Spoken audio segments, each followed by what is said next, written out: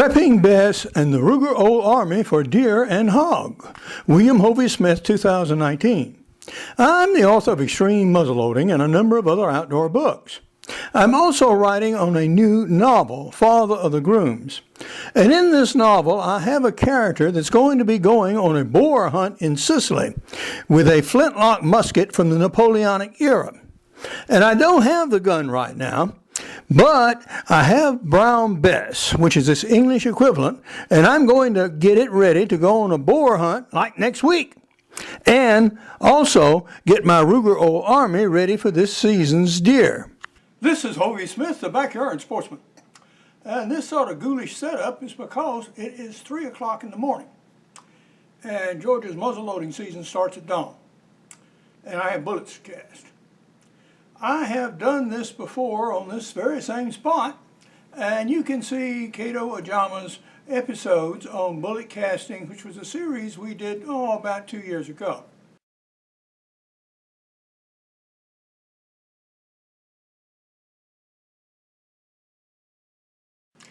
But in the meantime, I got to get some bullets out, guys. This is going to be a very busy day today. This is also coincidentally the time of our town's annual Kaolin Festival. I'll not participate this year because after I get these bullets done, I'm going to go deer hunting.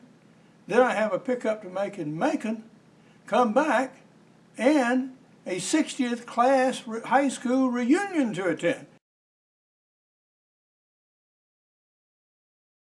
So I'm going to have a busy day, guys, especially if I happen to get a deer. Well, we shall see what develops. But now I'm going to get these bullets out. Now the setup is, I have previously cast ingots here out of an alloy that is a medium hard alloy. I don't like super hard bullets in muzzleloading guns. Particularly revolvers, because they're so difficult to seat in the chambers. So we use a softer alloy for that. I'm casting as much weight as I can in one pot because I want to keep a uniform composition throughout the whole run of bullets. I don't want to continually add new material and change the alloy as I go along. So that's the reason we're doing that. We're using Kato Ajama's gang mow here that will cast a 255 grain bullet properly sized for the Old Army that also works, by the way, in 45 long Colt. In fact, I have a conversion cylinder loaded with Colt cartridges using exactly the same bullets which I have killed deer with before.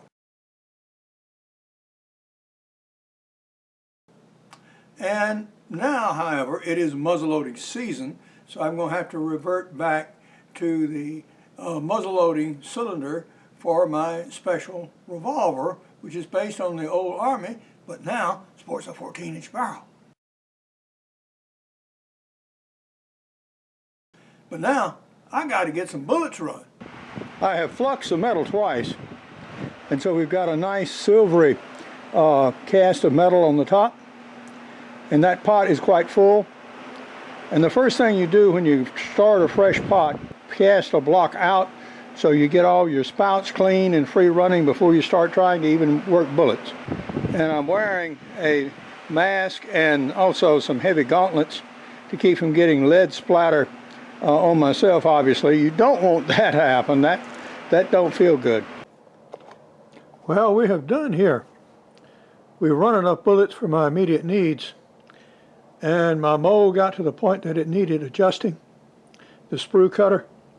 So I just went ahead, since I already had more than enough bullets to sort, ran the rest of the pot out and used my stainless steel spoon there to clean out the hot residue from the bottom of the pot. What we're going to do now is go ahead and sort those bullets. Now, about lead in the house.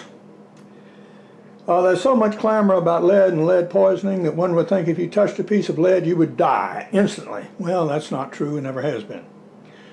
Lead like this in this state, where it is cast, etc., etc., etc., Yes, you can handle reasonable amounts of it without any problem, and people have been doing it for centuries. It's the lead dust, and it's the lead fumes, and the lead in the atmosphere that really gets you. So, yes, it is reasonable to wear gloves when you handle lead. And yeah, I've got some nitride gloves, and I'm going to use them. To have it in the house in this state where I'm drinking coffee, that is no problem at all. So you don't have to worry about having lead bullets in the house or something like that going to kill everybody off, because that ain't going to happen, guys. So we're going to go ahead and put on our gloves and sort these, and I don't know if we'll have a chance to lube this morning, because it's 5:17 right now, and I need to be in the woods by 6:30. So we'll get done what we can do. Without counting, it looks like we have between 50 and 75 bullets there that passed first inspection. You can see the rest in the plastic container back there that are just going back for remelting the next time around. Now, one thing not to neglect to do is about this stage, after your mold is cold, go ahead and clean it and lubricate it and store it and adjust it. And the reason I stopped casting is because the sprue plate got a little loose, and I needed to tighten it about half a turn or so, so it would cut the sprue cleanly. Well, I am about to leave on our first deer hunt of the season with a muzzleloader. And we got gun, we got our orange on, got our camo stuff, got our accessory bag, and ready to go tromp, tromp, tromp, tromp, tromp, and get them. I have a book, Backyard Deer Hunting, and I literally hunt from my backyard. So I'm fortunate enough, I've got acres of land around me, up to 400 I can hunt within walking distance. So we're going to get out there and go tromp, tromp, and start. It's a little quiet this morning, so I'm going to stalk as I go out, because we could have deer moving anywhere. I want to leave the deer stand where we haven't seen anything this morning. However, we did get here in time. There were shots around, 4. I haven't heard any in a while, but one was from the adjoining property. So maybe my friend over there got a deer, but nothing moved through this area this morning. And this is exactly the same stand that a few days ago I got an enormous mess of wasps out here. You can see exactly the same thing is going on right here. There's an inactive nest in the opposite corner, but God knows. Look at this one. Wow. And they're all hatched out, and they're all about right there. And when I came back day before yesterday to clear out the stand and reclaim a flashlight I had to abandon, guess what? There were 6 stalwart defenders that stayed to defend their homeland. And we had a battle to the death, indeed we did. Well, I won. And when we came in now, there were none to be seen, which was exactly the desired result. So we eradicated that mess of wasp. Now I've still got a mile walk back home. So I'm going to hunt back along the way. And who knows, we might pick up something. But we've got to get to Macon and then back to Sandersville again by mid-afternoon. So we've got to be on our way. I just got through lubricating my revolver bullets for the Ruger Old Army. And the lubricant I'm using is that furnished by Kato Ajama for his bullets. I did have a few older ones left, and I'm taking and I'm putting these back in the melting pot because I want my bullets to be as uniform as they possibly can be when I shoot at game. Now that we have the bullets taken care of, the next thing to be concerned about is powder and caps. If you have several jugs of 777 that are old, and you've used before, and you turn them like this, and they're clumped, and you hear a clump, clump instead of the smooth flowing sound that you just heard, throw it away.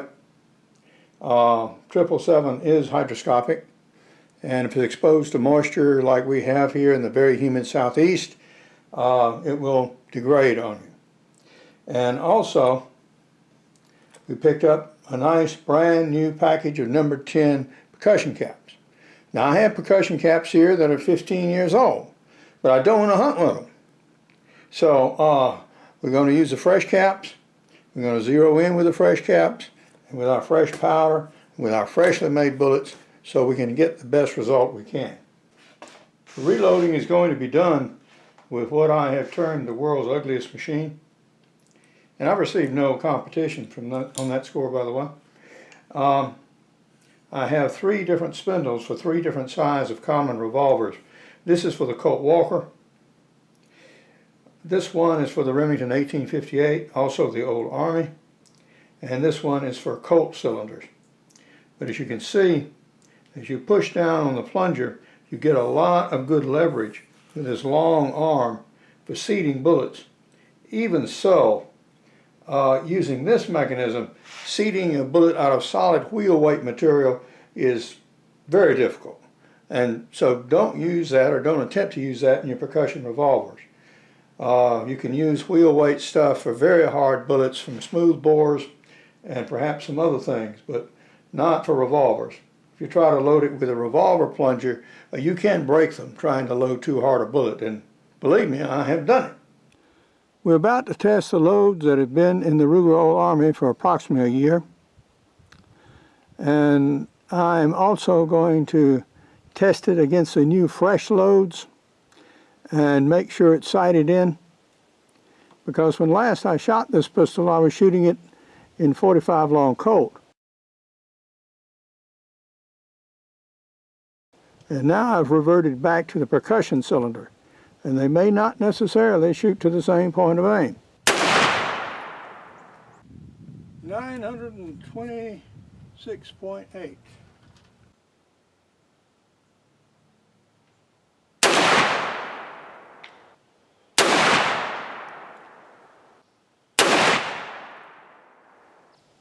This group at 25 yards is low. This is low. Consequently, I do need to move this load elevation up a little bit. And we'll test with our new loads and new bullets and see how they correspond. The flint that's in this gun is actually a piece of jasper, and it's from my home property here. And it will work, it will spark. But these are English flints, and they are actually done in the 1700s and early 1800s, and they were recovered from the Royal Arsenal of Nepal, and are better flints all around. Consequently, with this hunt, I'm going to replace my flint with this one. But since you probably want to see if this one really worked, we're going to shoot the first shot with it. The British military manuals of the day, and those of all the European armies that use flintlock, would have the first, among the first acts, you actually tearing open the cartridge, priming the pan, and then closing the pan, and then loading the rest of the charge down the barrel. Well, in civilian use and range shooting today, that's considered an unsafe practice. You only prime standing on the target line and in front of the target. So we'll do it the safer way. So the first thing that goes down, of course, is powder. And you hopefully know what your charge is. So we're going to load 110 grains of double FG Go X black powder. Double F seems to do fine.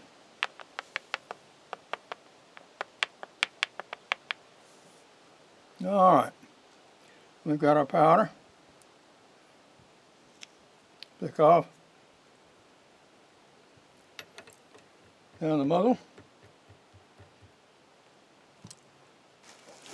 Now everybody who shoots muzzleloaders does things a little bit differently and for different reasons. I put an over powder card on top of this, and this is an 11 gauge card, and it's available from Dixie. And I'm using a range rod rather than the ramrod. Lower it down. This is a rod with a jag for a 12 bore shotgun. Since 12 bore is smaller than 11 bore, it fits right well. Then I take some cream of wheat and I put a little measure of that down.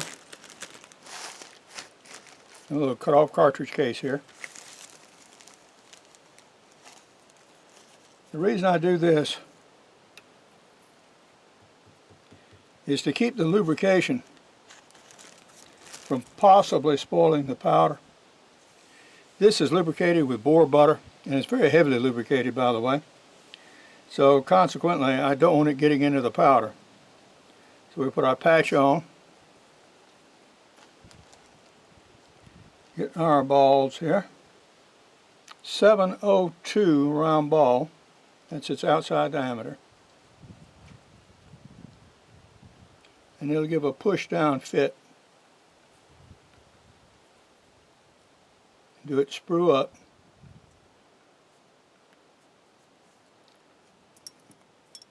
We trim.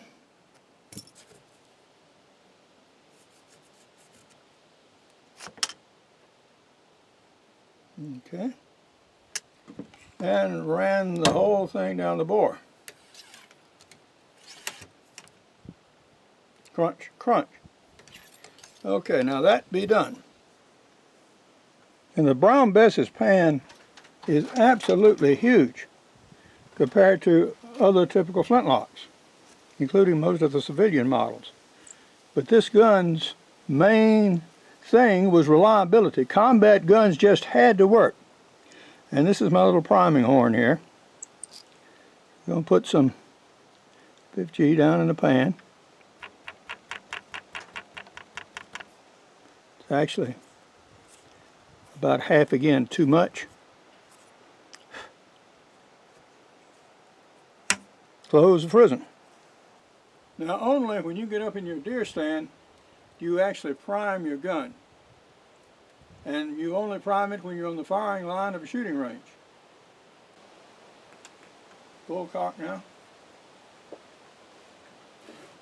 Photograph is ready.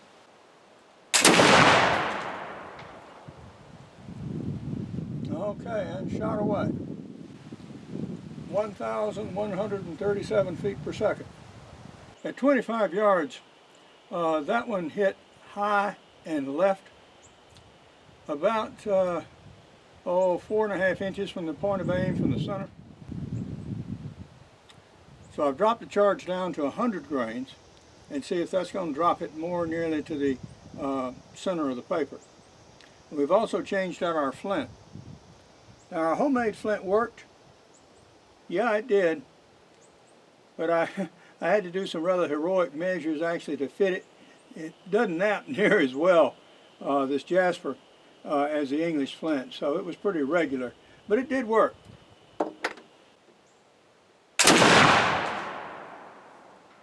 That last shot hit exactly straight in line with the point of aim at 50 yards, but even higher. It looks like at 50 yards I'm going to need to hold approximately 6 inches low. Since there's no way to adjust these sights, such as it is, it only has a front sight. So we're going to hold low center to that sheet of typing paper and see what happens.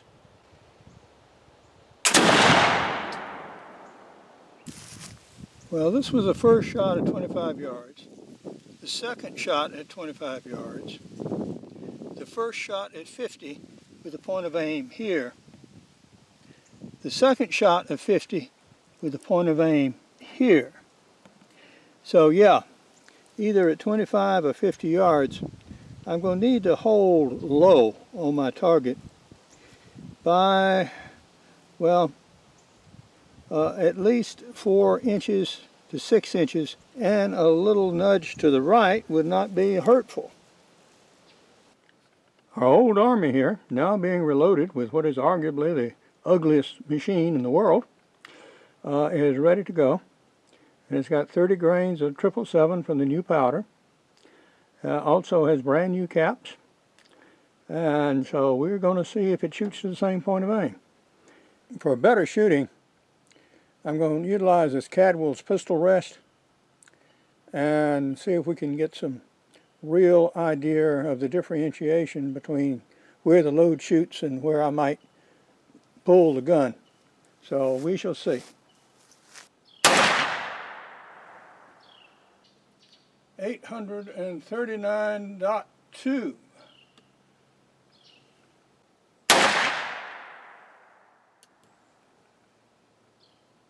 840.3. Thus far with these components, we are losing 100 feet per second.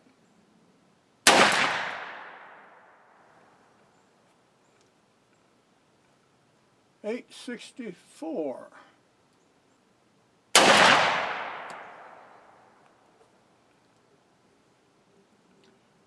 776.5.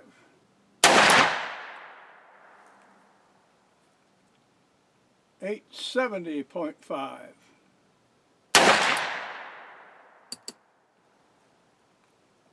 879.2. These are the first two at 25 yards. At 50 yards, we got this one, this one, this one, and this one, while holding center. So what this says is a group is actually approximately 6 odd inches about in here at 50 yards.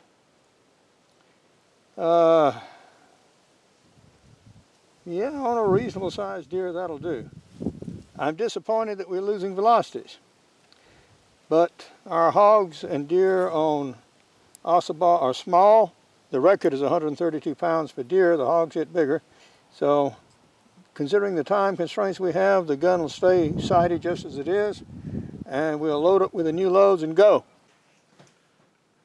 How did we do towards getting our guns ready for our island hunt, which is imminent? Well, we did some good things.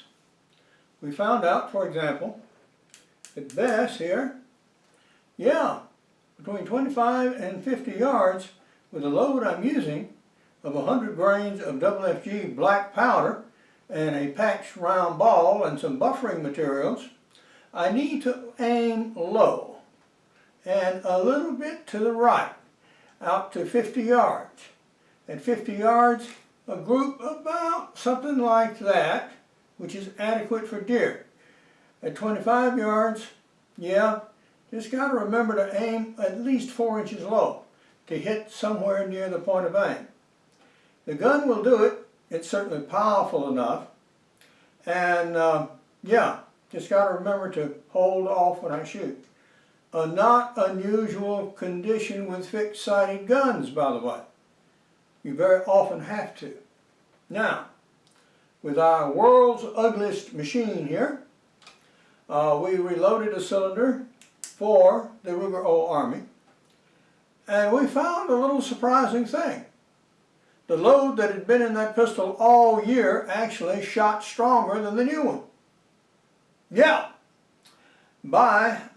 It averaged 938.2 feet per second, whereas the new load averaged 846.1 feet per second. So that's easily a 90 foot per second difference there. And it makes a difference in energy. The old load had 488.8 foot-pounds, and the new one 405.5. Now what's different and what's significant about 488 versus 405 is that the closer you can get to 500 foot-pounds of muzzle energy is what you want for muzzle energy for a bullet to reliably kill average-sized deer. Well, fortunately, the deer on this island are tiny. The record is 132 pounds. So, yes, this bullet with this sighting, with this gun, will do that job. But we got it done, we got guns to clean, we got reloads to do, and get ready to go on our hunt. For now, this is Hobie Smith, reminding you to hunt what you eat and eat what you hunt. Be legal, be ethical, be safe. Goodbye. God bless, and see you next time. Here is a look at the covers of some of my outdoor books, as well as my business book, Create Your Own Job Security. Now, this business book was created for middle management. I'm now doing a version, Make Your Own Job, anytime, anywhere, at any age. That is intended for really everybody who is imperiled in this present market, where companies are closing whole chains of retail stores. Automation is taking people's jobs. You got work, but you can't just make any money. But this is how you can actually make your own jobs as you need them, when you need them, to raise the amount of money you need. And I tell you exactly how to do that. To finance my new book, I'm offering a hunt here at Whitehall. Now, this is my ancestral home in Washington County, Georgia. This hunt is for 5 days for up to 2 people. And the cost is $1,000 for one person and $1,500 for 2. And I pick you up and deliver you to the Atlanta airport, and this doesn't count towards your hunt days. And you can take 3 deer between you. Now, when you stay with me and you stay in my house, you eat my food, you can shoot my guns, you can actually hunt with some of my guns. And also crossbows. So we give you your choice of either thing to do. I do have an occasional big deer, but the deer we're shooting are not really trophy deer for the most part. Now, I only book 2 such hunts a year, and the first is already gone.